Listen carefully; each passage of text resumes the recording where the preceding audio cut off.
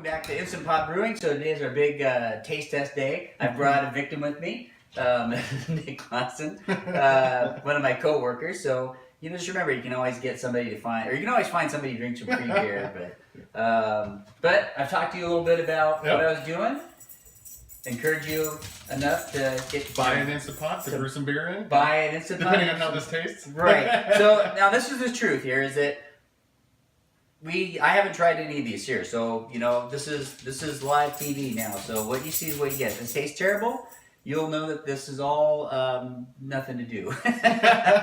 So okay. So with that, we'll split our first bottle. Now, it didn't come out as clear as I was hoping. And one other thing I suggest, the hops that I use in this I got from Nick. So he's also a brewer, just not an Instant Pot brewer, but and we use that term loosely because I watch other people brew.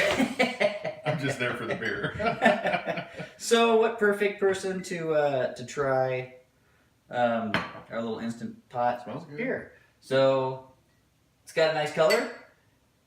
And here's to a new idea. Give it a shot. It's really good. I like it. Yeah. Wow. I mean, it's I expected it to be not quite as good. not quite as good. To be honest. Yeah, that actually turned out really good. I mean, like you can drink a whole bottle. Yeah, you could, or several. So to me, it's like a good summer beer. Yeah. Oh yeah. It's light. It's pretty light, and I didn't get a gravity on this one, but I calculated at 70% efficiency on my grain that I get about 5.5%. So I think it's about 5.5 to 6% ABV. But it's a nice light beer. Yeah, it's got good. And you put honey in it on this one. Honey malt. Honey malt. That's right. Yeah, honey malt. So it kind of gives us that honey color. Yeah. And carbonation. What do you think about that? Yeah, it's actually doing really well. Yeah. And I think it's a good level too. It's just as it bottle conditions, it might get a little more bitter. But I was going for an IPA when I made this, so it's not as bitter as I was expecting it to be. Yeah, it's not bitter. But it's got really good flavor. How long did it sit?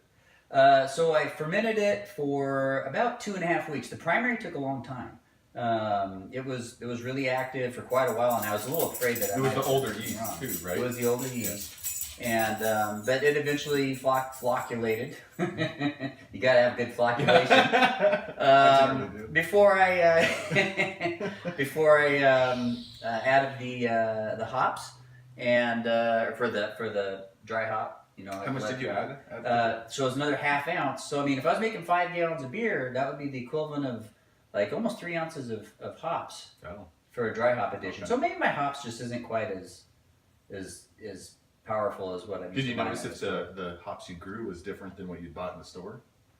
It smelled exactly the same. As a matter of fact, I thought it was gonna be stronger. I thought just from the smell and the aroma, I thought it was gonna be a little more. So anyway, well, thanks for coming over and trying this out for me and giving an honest opinion here because. I got really thousands and thousands of watchers out there. I bought an Instant Pot for this, or one of the main reasons. So yeah, I'm gonna give it a shot. So I'm gonna try an extract beer, which should be a lot faster. I mean, that was still that brew day I did with this was still like a 3.5 or 4 hour brew day, just because of the amount of time it takes to mash the grain. Sure. So I'm gonna do a partial mash here quick. Probably my next one will be a partial mash, so it'll be an extract and grain, but it should go a lot faster, and we'll do this again. We'll get together. You can dress up again. My nice colored shirt, and we'll keep you guys posted. All right.